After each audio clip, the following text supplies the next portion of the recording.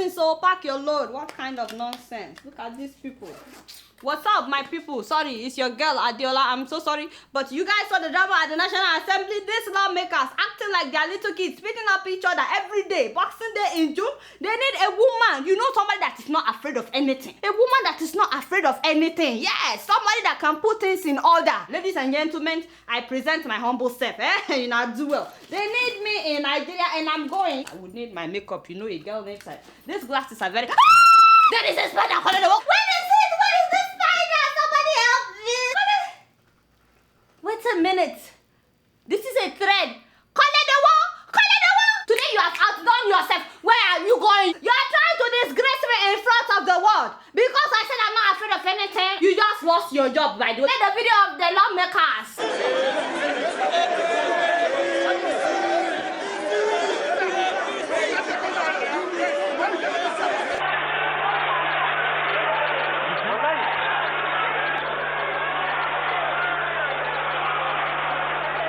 My people, just imagine. I can't believe that these people get paid millions just to act as thugs. And how exactly did they even get in this position?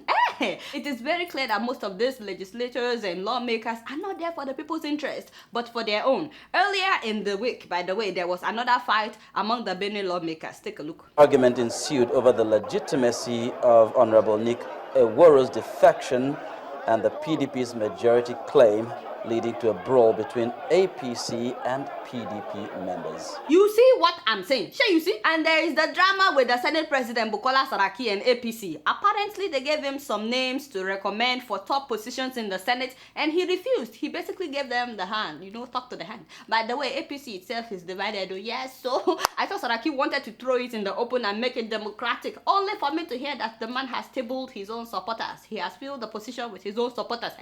For weeks, it was wardrobe allowance. Now they are dating themselves. I heard that they've taken another 3 weeks break. Just imagine, and they will get paid for all these breaks. It's been a month, it's been a month. When will these people get their acts together and talk about pressing issues, you know, like security, for example? Did you guys hear that another terrorist group has emerged, by the way, with more than 100 members already? What is their name again? And Labaiku, something like that. In Kebbi, they are also against Western education and anything Western. These ones are even sharing wives. By the way, whenever we talk about insecurity, I know we focus so much on Boko Haram, but last Wednesday, gunmen in broad daylight attacked 2 banks in Ikorodu, Lagos, Ekoile, Eko-Nibaje. Remember, the same thing happened in February in Lekki. This time, it was spearheaded by a woman. Yeah, so, and as usual, the robbers were better equipped than the Nigerian police, of course. In fact, I heard that about 2 of these gunmen cleared the police station next to the bank, and for the 1 hour 45 minutes that the operation lasted, they were shooting sporadically the whole time. So it's not as if the policemen were looking for them. No, they were the ones looking for any policeman that would dare them, and they got away on speedboat. I'm like, what? I'm very grateful though that they didn't kill anybody this time around, but some people were injured. Earlier, eyewitnesses spoke about how the robbers carried out the operation. Two gunmen, they attacked the police station first. Then after attacking the police station, the same 2 gunmen, they shot the entrance of the ATM. As in, the vibration of the gunshot was quite different, like a dynamite. You see what I mean? Did anybody hear the man that said that those robbers were all young people? And these guys are young men. They are not old men. They are young men and they are professionals. Yeah, I won't be surprised if they are all graduates. I'm telling you, we have way too many issues for these Agbayas to be fighting one another. Argument ensued over the legitimacy. Stop advertising these people on my show, Jade. Stop it. Agbaya. Unemployment is another thing that we need to tackle in Nigeria. I'm not saying that it's an excuse for young people to carry guns and rob banks, no. But as long as we have this ridiculous rate of unemployment, we cannot avoid things like this. I'm just saying my own. The good news that I have this week from Nigeria is that our refineries will soon start working. Yes, yes, that should lessen the price of petrol, provide jobs for people, and hopefully we would no longer face fuel scarcity. Oh Lord, if this comes through, I'm moving back to Nigeria with immediate alacrity. And when electricity is stable as well, my oga. Now we are talking. I hope that you will add electricity to the list as well. And I heard that you also promised to recover stolen billions of dollars in the next 3 months. Yes, you see what I'm saying? I hope that comes true, because you know, if Kai, my dear, now you're looking for another trouble. I just fired you. Why must you pull somebody else's leg?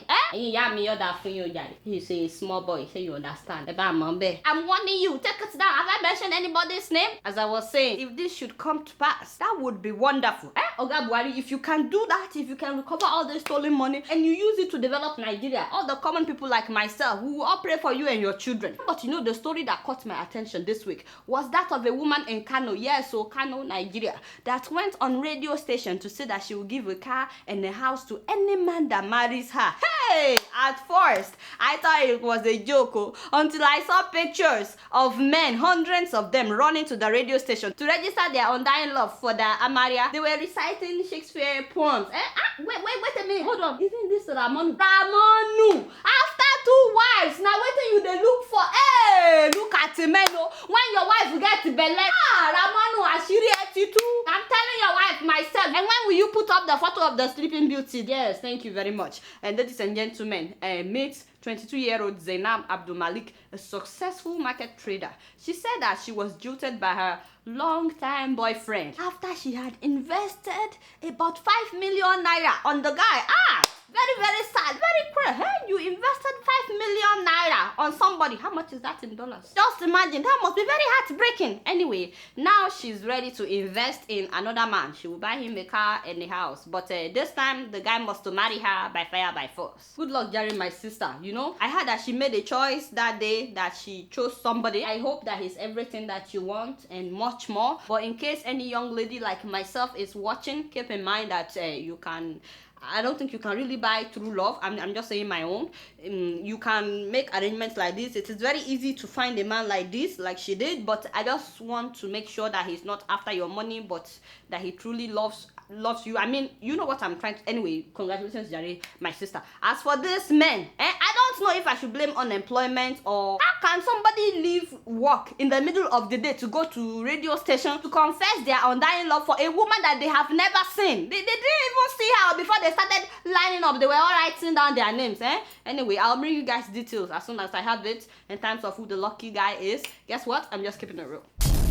Moving on to Zambia, I'm hoping that after this story that you guys will start sending me all the used cooking oil sitting in your kitchen. Yes, I'm very serious. So, do you know that we no longer have to depend so much on petrol to drive cars? I'm telling you, check this out. One man in Zambia, Mutumba Ngoma Nadua, my brother, is converting used cooking oil, Ororo, into biodiesel. Yes, and people are buying it because guess what? It is working. On average, the man makes like $15,000 a month. Not bad, my brother. Mutoba Ngoma purchases used vegetable oil and converts it to fuel for cars and machinery. The business generates $15,000 a month. I just completed my school in Zambia. I was going through fuel shortages. How wonderful. Ngoma studied aeronautical engineering in UK, and then he came across a program about renewable energy in Brazil, and he decided to try it out. So after his education in UK, he returned home to Zambia, and his father lent him money, and he started converting cooking oil to biodiesel right in his backyard. Now he has his own company, and his circle of clients continues to grow.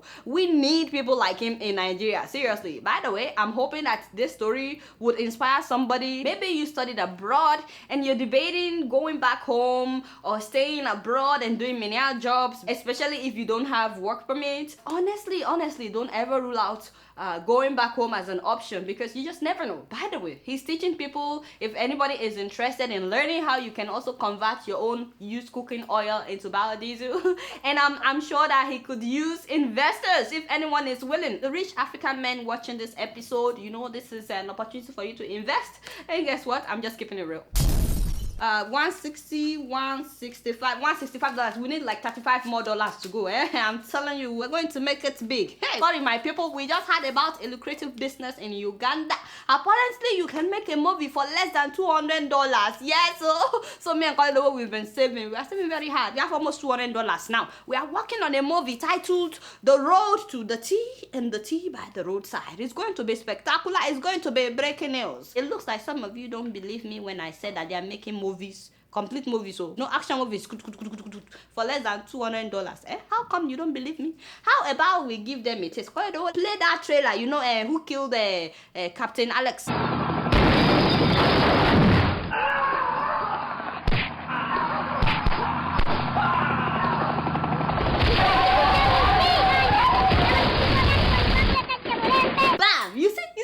saying that whole movie was made with less than $200, including the choo. You know how there is Hollywood in the US, Nollywood in Nigeria, Bollywood in India, and in Uganda it is called Wakaliwood. Why do they call it Wakaliwood, by the way? Oh, okay, it is still one man's business. Yes, ladies and gentlemen, please meet 42-year-old self-taught movie director Isaac Nabwana, who launched out in 2005. He has since made over 40 movies, all on a budget of less than $200. His machine guns are made from scrap metal, his bullets are carved from wood, and the bags that they use to put in the fake blood are actually free condoms from the local health clinic. Talk about being creative. It's not used condom, by the way, it's brand new. And his movies are very popular, very popular. That trailer that you guys saw has more than 2.4 million views on YouTube alone. I wonder why his movies are so popular.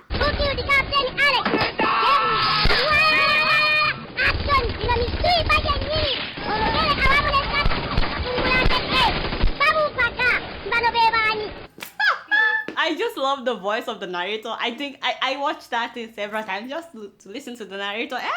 Such a rich and precise and mind-blowing, ingenious movie. Guess what? I'm just keeping it real.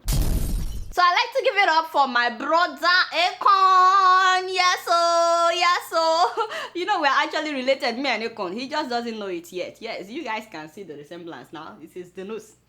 Take a look at my nose. See, look at the nose. You see how, yes, exactly. Anyway, Akon has launched a solar academy that will supply electricity for, wait for it, 600 million Africans. Why you wanna count my money? Started this summer in Mali, the institution will train African engineers and entrepreneurs with the skills needed to develop solar-powered electricity systems and microgrids. Do you know how many Africans would be employed by this initiative? Yeah, it's not just providing electricity for 600 million people. He's also getting jobs for hundreds of thousands of people. My brother, you know, do well. God bless you. See why I said that we are related? Put up our photo, by the way. Put it up. Tell them. You see how you did, my brother. You think anybody can just take a photo with Akon if you are not related? I'm telling you, we are from the same village, then compound. You know, the same compound. His house is back there. Our own house is this side. But I so much appreciate what he's doing, and I think that it's a slap in the face of so many rich politicians in Africa who have the means to do well for their own people. I mean, if Akon wanted, he could just provide electricity for his own country, Senegal, but he's reaching out to other African countries. That's a true hero. Hopefully, he will challenge our corrupt politicians and all our rich men and women. I heard that there's a woman in Nigeria that is richer than Oprah. And I know that Aliko Dangote is the richest black man. Yes, we have more private jets in Nigeria than any other African country because we have more billionaires in Nigeria. Can one of them also stand up and say, I will provide health care for everybody in Nigeria or everybody in Africa, or I will equip all the universities with books or something? You know, do well, darling, my brother. Someday when I'm also rich, I will provide water for the whole of Africa. Yes, after we do the collaboration, in a duo. Lonely. Shut up! Oh, okay, I'm just keeping it real. You don't have to say it like that. Seriously, my dear, we have other serious stories to talk about than for me to be talking about this. Why will you even give me something like this? My people, this boy is pissing me off. He's pissing me off. Yahya Jammeh of Gambia added another title to his name. He wants me to talk about this. You see what I mean? You see, we have other serious issues to talk about. Anyway, the new title is Chief Bridge Builder. I don't know what that means. Some people say it also means conqueror of rivers. Yes. In Gambian language, it is known as Babili Mansa. Please don't ask me what that means. All I know is that he already has like 5 titles ahead of his name before adding this one. In fact, a statement from the presidency now says that Mr. President henceforth must be addressed as His Excellency Sheikh Professor Alhaji Dr. Chief Conqueror of Rivers, the Bridge Builder, Yahya Jammeh Babili Mansa. Yes, give it up! I'm telling you. know when people have no jobs. You see why I've been saying we should talk about more serious issues. What else do we need to diagnose that this man is suffering from some acceleration sentences? And don't ask me what that means. I made it up. It is when somebody is always looking for attention, which some people call drama queens or attention-seeking personality disorder. As if it's not enough that he recently changed all the Gambian currencies so that his photo will be on every note. Imagine me buying something and seeing the face of Jammeh in everything I'm trying to buy. I rebook and I reject by fire by force, which tells me that he's not planning to leave even after 20 years of seizing power in a coup. And recently, he said that he wants to be crown king, that being a president is not enough. Now this new title that he's adding, he added it in 2014 and removed it after like 4 months. Now he's adding it again. You see that the man has no job. He just wants to be in the news by all means. He wants to be on my show. But you know, jokes aside, I'm starting to get worried about many things that this man is getting away with. Because this month, Gambians in the US protested the kidnapping of 2 Gambian men who are in fact American citizens. Both men have been missing since June of 2013. 2 years now. Alhagi Sese and Ebo Jobe. Both of them graduated from the University of Washington in Seattle. Alhagi worked for Chevron in Texas for 11 years, and Nebo was the operations manager for Walmart. Both of them have families here in the US. They went home in 2013 to set up a computer business, and they've disappeared since June of that year. The US Embassy in Banjul confirmed that they are in the custody of Gambia's law enforcement agents. The word on the street is that Mr. President had them arrested just in case they are planning a coup. Imagine that. You know, he came in through a coup. So since then, he's been afraid that everybody is trying to plan a coup against him. And he believes that anybody with ties to the West, you know, these people have lived in the US, that anybody with ties to the West wants him out of office. Till today, no one is sure of their whereabouts, except that they were kidnapped by the Gambian National Intelligence Agency. By the way, when they ransacked their home, they also took all their savings. Just imagine that. At the beginning, when the US got involved, Jammeh replaced his information minister, making it difficult for anybody to get any straightforward information. I mean, the minister is gone and that is the information minister.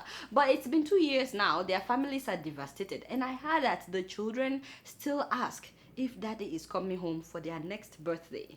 If you are a mom, you can imagine how heartbreaking that would be for your child to be asking you, when is daddy coming back home? And while Gambians are demanding for Jammeh to release this man, he has ignored all pleas. But for the sake of their children though, I'm hoping that you guys will do something. You can call the White House comment line, this is the number, and ask them to do something about the 2 US citizens kidnapped by the Gambian government. Please do something. You don't have to be from the Gambia. You can also call or write Texas Senator Ted Cruz at this address and let them know about these 2 men that have been kidnapped in the Gambia for the past 2 years. Please do something. You know, it breaks my heart that when we Africans become naturalized citizens in the US or even in UK, in some cases, we still don't get the same treatment. I mean, if these were white Americans that were kidnapped, by now the US would have rescued them by all necessary means. The same applies to Andagacho Tsige, the Ethiopian man that was arrested in Yemen, and he's still in prison in Ethiopia. It's been a year, my people. He's a UK citizen, but you know, if he's a white UK citizen, I don't think he will still be in prison.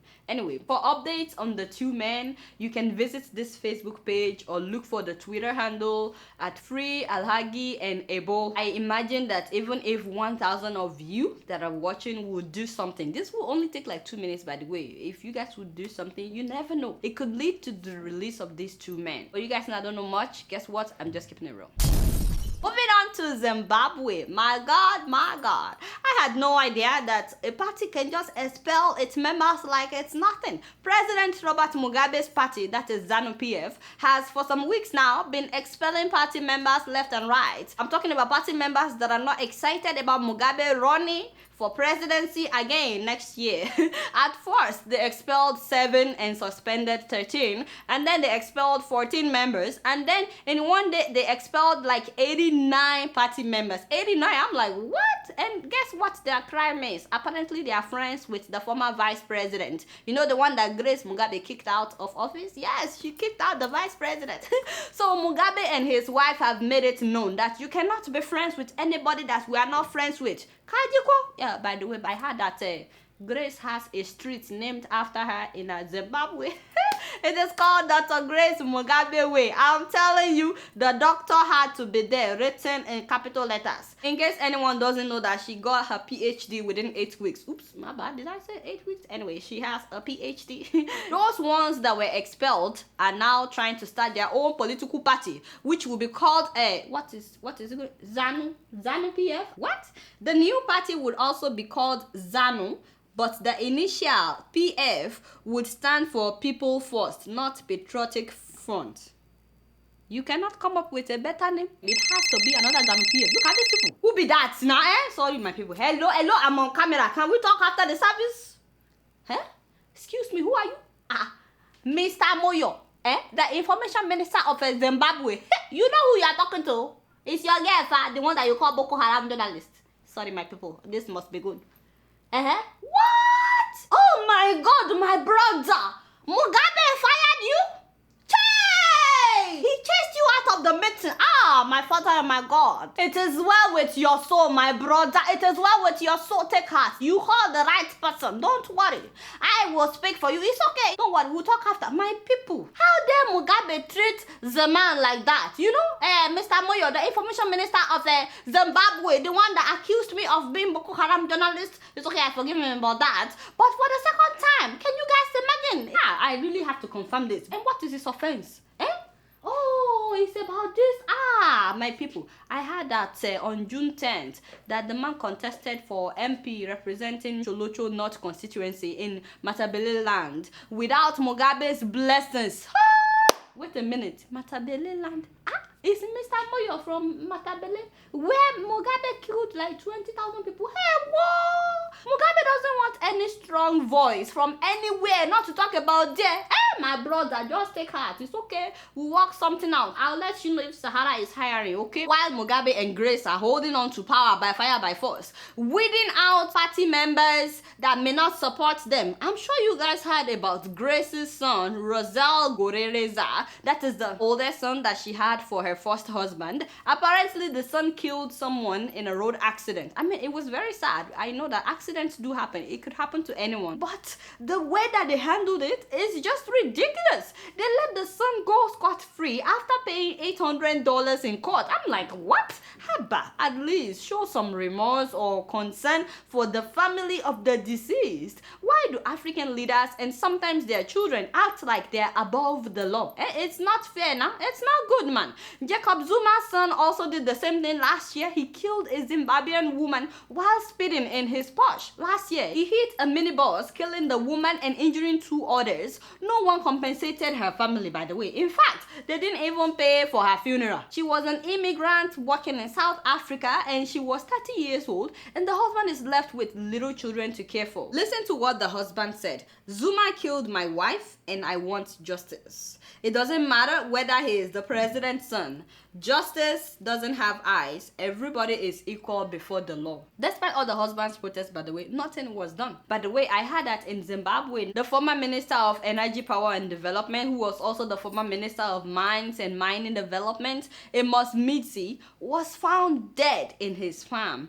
This man was well known to be very outspoken about his displeasure of the Mugabes, and Grace Mugabe had warned him several times publicly. The government said that he killed himself, but autopsy said that he was poisoned. Now Tsvangirai, I'm sure you guys remember Tsvangirai that was running for presidency the other time. Him and Mujuru, the vice president that was kicked out, as well as university student unions, Christian musicians, opposition parties, they all tried to hold a rally like 2 weeks ago, but the police refused to give them clearance. It was supposed to be the biggest anti-Mugabe rally in Zimbabwe, but they refused to clear them. So I'll keep you guys updated as the drama unfolds before the elections. You guys know that I don't know anything. Guess what? I'm just keeping it real.